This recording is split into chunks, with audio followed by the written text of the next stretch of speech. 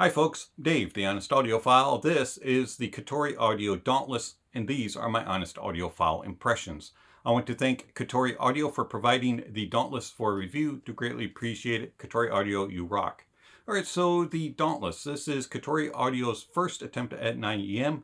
They have made, for several years now, fantastic IEM cables. I'll put a link down below for their website if you are interested in trying one of those out. The Dauntless is currently available on Kickstarter for $75 plus shipping. Comes in a very simple but elegant unboxing experience. You're going to get this nice white box with a picture of the Dauntless on the front, some information throughout. On the back side, you're going to learn that it has a 10mm dynamic driver that is made in Japan, has a PU and peak composite membrane. It's 12.2 ohms of impedance and has frequency response of 20 Hz to 20 kilohertz, and it weighs 4.2 grams in each earphone. Sliding off the sleeve, you get a nice little box with their logo and some branding. Opening it up, you're going to get a carrying case and a little accessory box.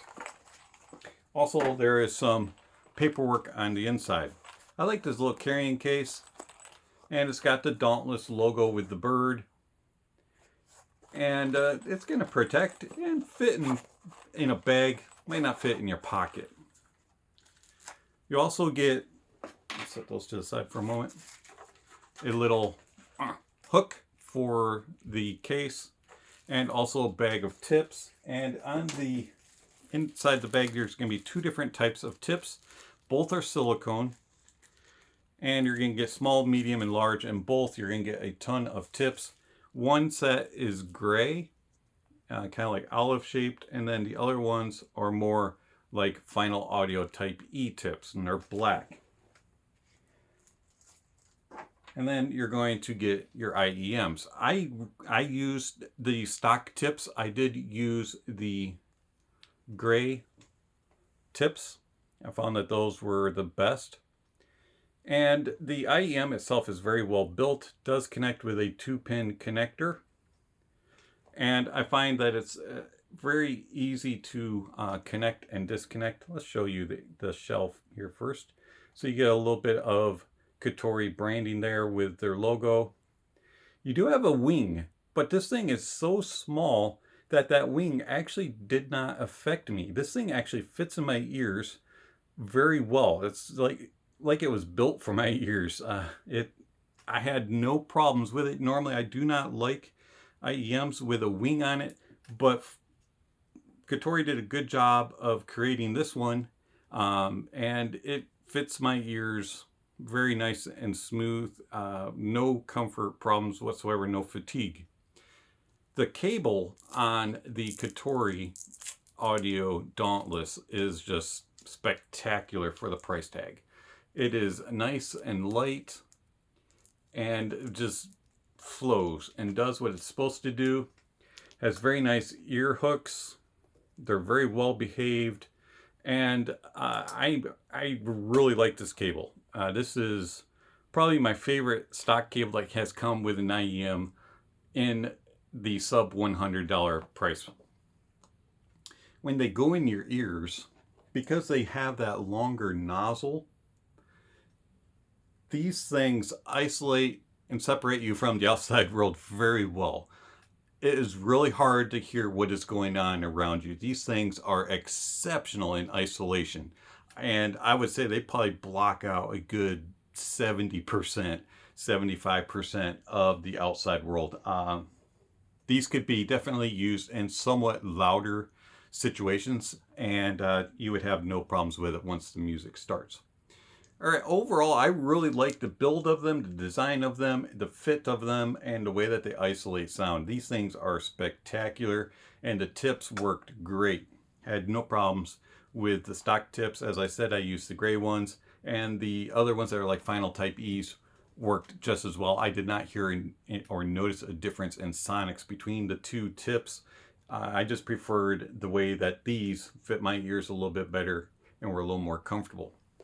How do the Kotori Dauntless sound? The Dauntless sound spectacular. I am truly impressed by these. They have a diffuse field tuning.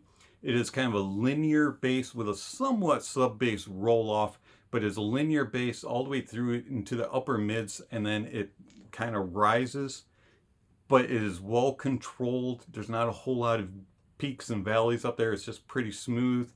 And then it comes down and has a very controlled treble roll-off.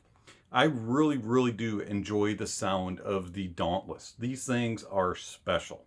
The bass on it is very well controlled. It is more mid-bass focused than sub-bass, but you do get a little bit of sub-bass detail and a little bit of rumble and grumble there when called upon in the track, but it's not very dominant. It is a little subtle. I do wish that there was just a little bit more sub-bass presence.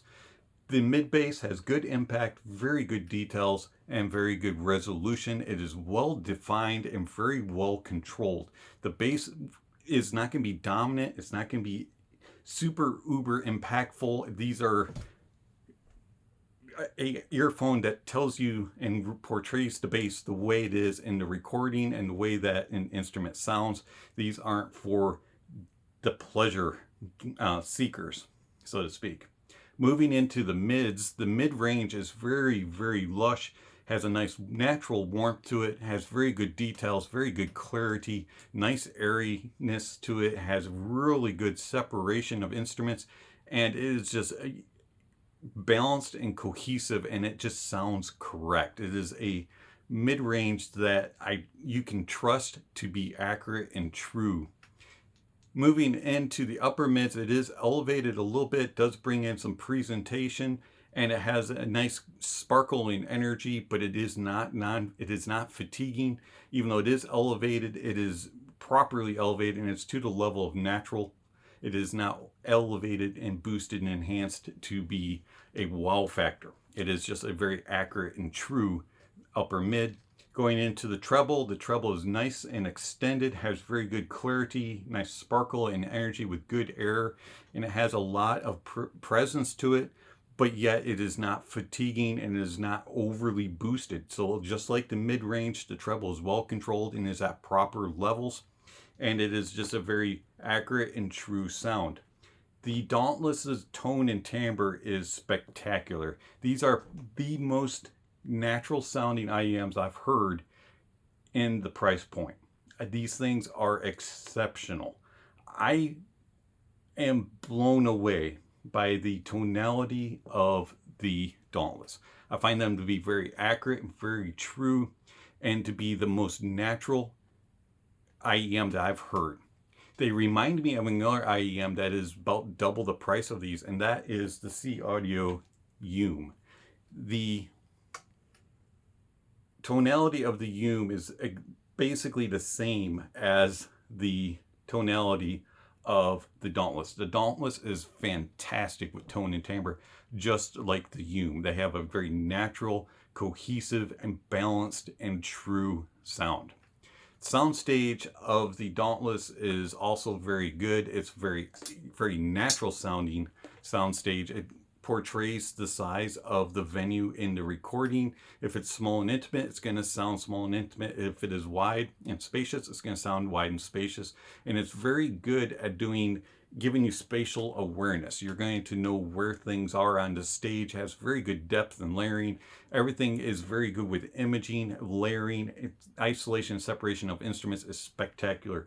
I truly do enjoy the Dauntless's soundstage. It is very much a pleasure to be able to sit and pick apart where everything is on the stage. Detail retrieval and resolution of the Dauntless, again, is also very good, especially for the price point. In my opinion, it excels at detail retrieval and it excels in resolution. This is by far the best sounding detailed and resolution of an earphone in this price point that I have heard. This thing is exceptionally well done. The Dauntless truly does impress me, if you cannot tell by my glowing comments on this. I highly, highly recommend the Kotori Audio Dauntless. It plays on all gear. It doesn't matter if it's DAPs like the Sony WM1A or the Sony NWA105 or the Heidi's AP80 Pro, or if it's on different dongles like the NextDrive Spectra X the X Duo Link 2021, or the Periodic Audio Rhodium, or the Ventral Electronics Odyssey HD. The Kotori audio was very, very good. It was extremely revealing and very detailed and very natural in tone and timbre throughout on everything that it played on. I had all kinds of fun and all kinds of enjoyment listening to the Kotori audio Dauntless.